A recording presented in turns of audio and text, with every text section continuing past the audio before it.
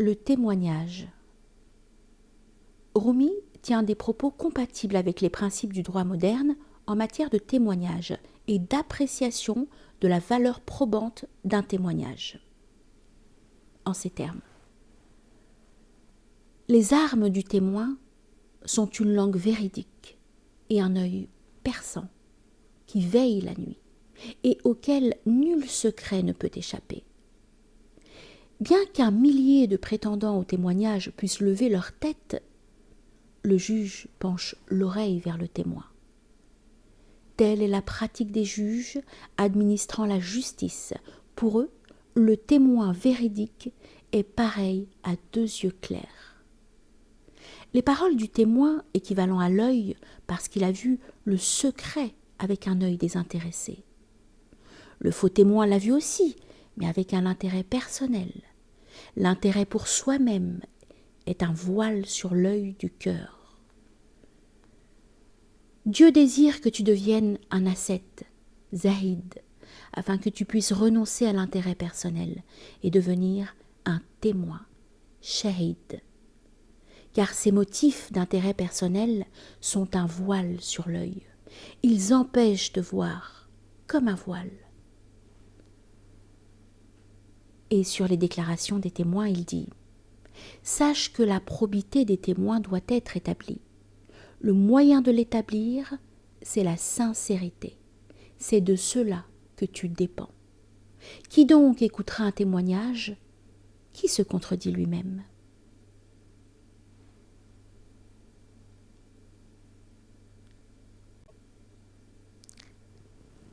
L'histoire « Comment les crieurs du tribunal annoncèrent un insolvable dans toute la ville. »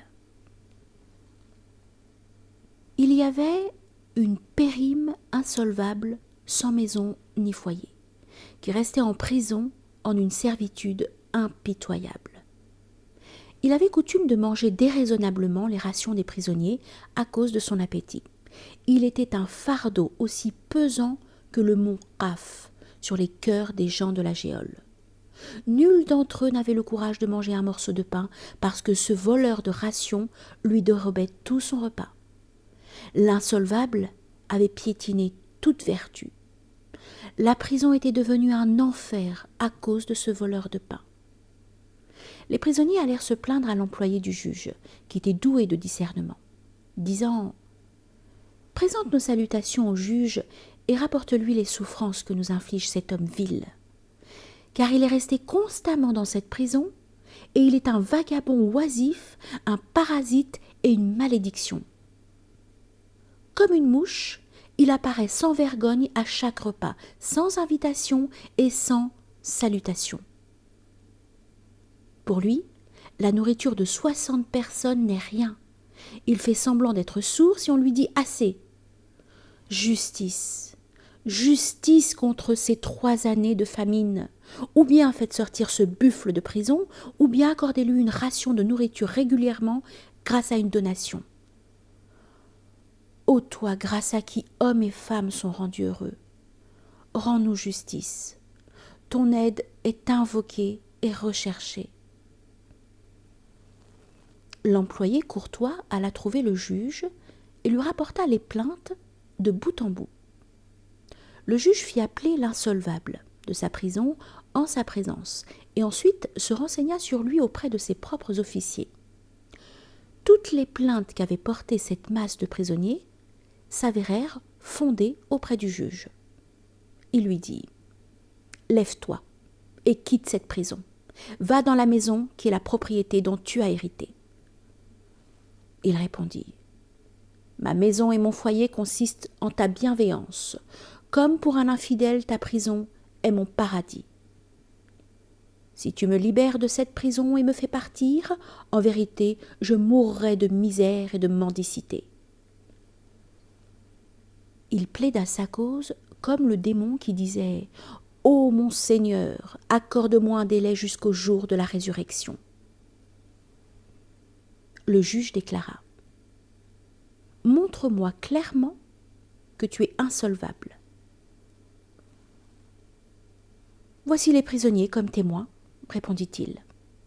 Ceux-là, dit le juge, sont suspects parce qu'ils t'évitent et versent des larmes de sang à cause de ta conduite.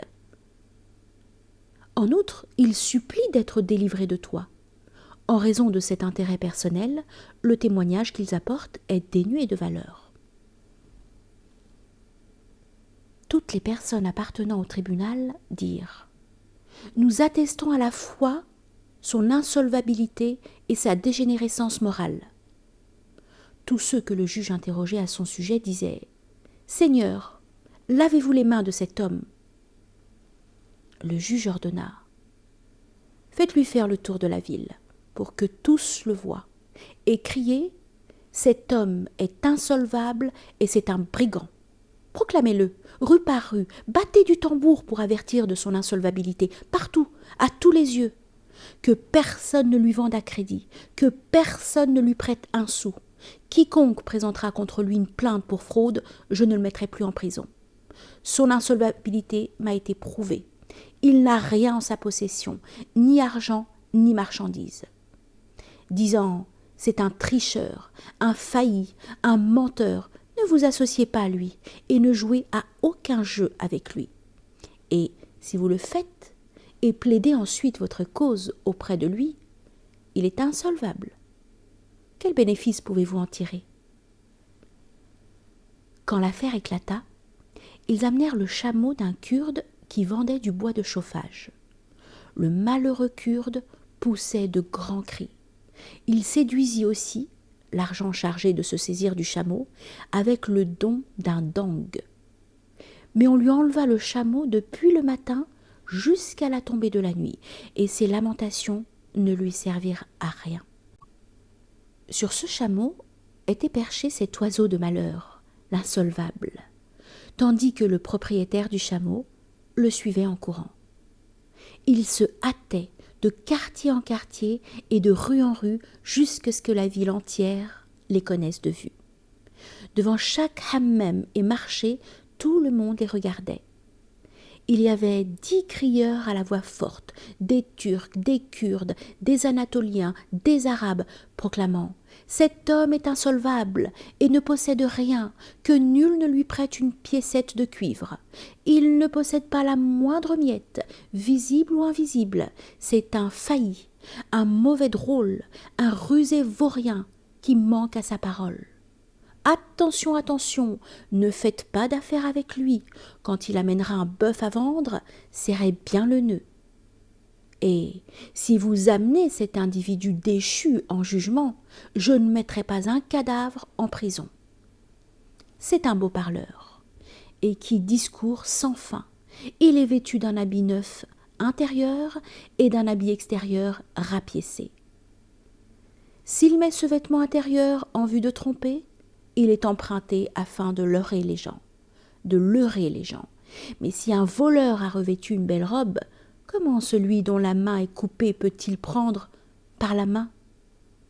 Lorsqu'à la tombée de la nuit, l'insolvable descendit du chameau, le Kurde lui dit « Ma demeure est loin d'ici. Tu as monté mon chameau depuis ce matin de bonne heure. Je ne te réclame pas le prix de l'orge, mais au moins celui de la paille. » « Et pourquoi donc, répliqua-t-il, qu'avons-nous fait jusqu'à présent? Où est ton intelligence? N'y a-t-il personne chez toi? » Le battement du tambour informant de mon insolvabilité est parvenu jusqu'au 7e ciel, et tu n'as pas entendu ces mauvaises nouvelles? Tes oreilles ont été pleines d'un fol espoir. Cet espoir-là rend sourd et aveugle, mon fils.